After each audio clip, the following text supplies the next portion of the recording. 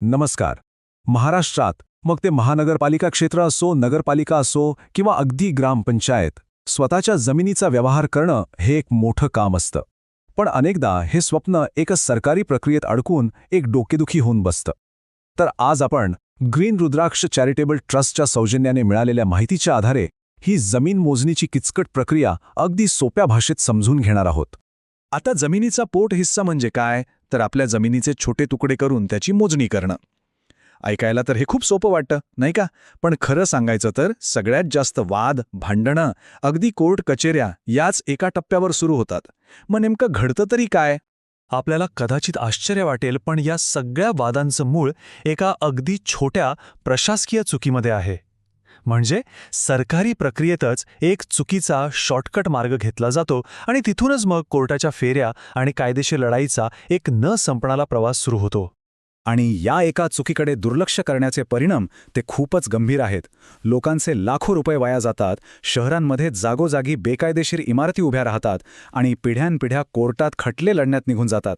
सगळ्यात वाईट म्हणजे जमिनीच्या सरकारी नोंदींमध्ये कायमचा गोंधळ निर्माण होतो. आणि ही आहे ती सगळ्यात मोठी आणि मूळ चूक. होतं काय की मोजणी अधिकारी कायदेशीर कागदपत्र किंवा मंजूर नकाशा तपासण्याऐवजी जमिनीवर सध्या कोण राहतंय, कोणाचा वापर आहे, म्हणजे ज्याला आपण वहिवाट म्हणतो, ते बघून मोजणी करतात. आणि मग काय, तिथूनच खरा मालक आणि प्रत्यक्ष कब्जा करून बसलेला यांच्यात वादाची ठिणगी पडते. पण गंमत अशी आहे की हा सगळा गोंधळ टाळण्यासाठी कायद्यामध्ये दोन अत्यंत महत्त्वाची कागदपत्रं आहेत. खरं तर ही कागदपत्रं या प्रक्रियेचा आत्मा आहेत, पण दुर्दैवाने अनेकदा यांच्याकडेच पूर्णपणे दुर्लक्ष केलं जातं. यातलं पहिलं आहे तात्पुरते रेखांकन. याला आपण एक कच्चा आराखडा किंवा ब्लूप्रिंट म्हणू शकतो. म्हणजे प्रत्यक्ष मोजणी सुरू करण्याआधीच आपण जे काही जमिनीचे तुकडे करणार आहोत ते कायदेशीर आणि तांत्रिकदृष्ट्या बरोबर आहेत की नाही हे तपासण्यासाठी हा एक महत्त्वाचा चेकपॉईंट आहे. आणि दुसरं तितकंच महत्त्वाचं कागदपत्र म्हणजे NOC अर्थात ना हरकत प्रमाणपत्र. हे एक प्रकारचं अधिकृत परवानगीपत्र आहे. हे प्रमाणपत्र मिळाल्याशिवाय भूमी अभिलेख विभागाने जमिनीची मोजणी सुरूच करू नये असा स्पष्ट नियम आहे. हीच ती किल्ली आहे जी कायदेशीर मोजणीचं दार उघडते. तर इथे आपल्याला दोन मार्ग स्पष्ट दिसतायत. एक आहे शॉर्टकट, जिथे लोक थेट भूमी अभिलेख विभागाकडे पळतात. याने तात्पुरता वेळ वाचल्यासारखा वाटतो, पण भविष्यात डोक्याला ताप नक्की होतो. आणि दुसरा आहे योग्य आणि अधिकृत मार्ग, जो नियोजन प्राधिकरणाकडून सुरू होतो आणि सर्व गोष्टी कायदेशीर करतो. चला तर आता आपण उपायाकडे वळूया. ही योग्य प्रक्रिया नेमकी आहे तरी कशी, आणि ती इतकी सोपी असूनही का पाळली जात नाही ते पाहूया. ही आहे ती योग्य आणि आदर्श प्रक्रिया. फक्त 5 सोप्या पायऱ्या आहेत. पहिली पायरी, अर्जदार नकाशा नियोजन प्राधिकरणाकडे देतो. मग दुसरी पायरी, प्राधिकरण त्याला तात्पुरती मंजुरी आणि NOC देतं. तिसऱ्या पायरीवर भूमी अभिलेख विभाग प्रत्यक्ष मोजणी करतो. मग चौथ्या पायरीत नियोजन प्राधिकरण अंतिम मंजुरी देतं आणि मग शेवटच्या 5व्या पायरीत भूमी अभिलेख विभाग सरकारी रेकॉर्डमध्ये बदल करतो. बघा, प्रत्येक टप्प्यावर कायदेशीर तपासणी असल्यामुळे चुकीला कुठेच वाव राहत नाही. हे आणखी सोपं करून सांगायचं झालं तर या खेळात नक्की कोणाची काय भूमिका आहे, कोणाची काय जबाबदारी आहे ते एकदा स्पष्टपणे समजून घेऊ.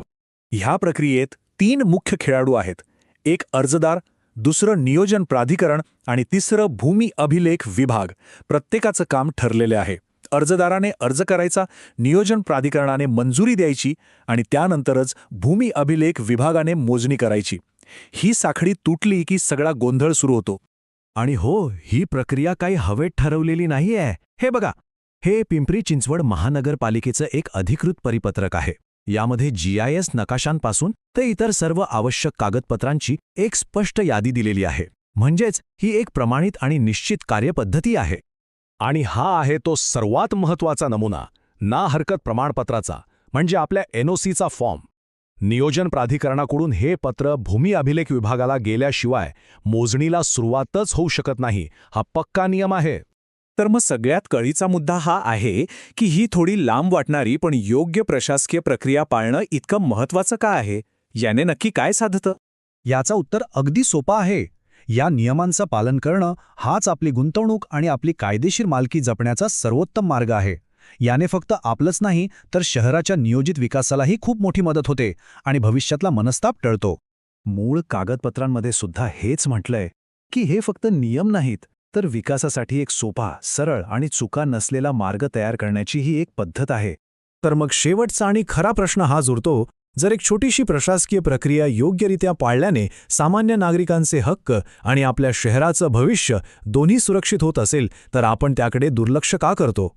या महत्त्वाच्या विषयावर ग्रीन रुद्राक्ष चॅरिटेबल ट्रस्टच्या संशोधनाच्या आधारावर ही माहिती जनहितासाठी सादर केली आहे. यावर विचार नक्की व्हायला हवा.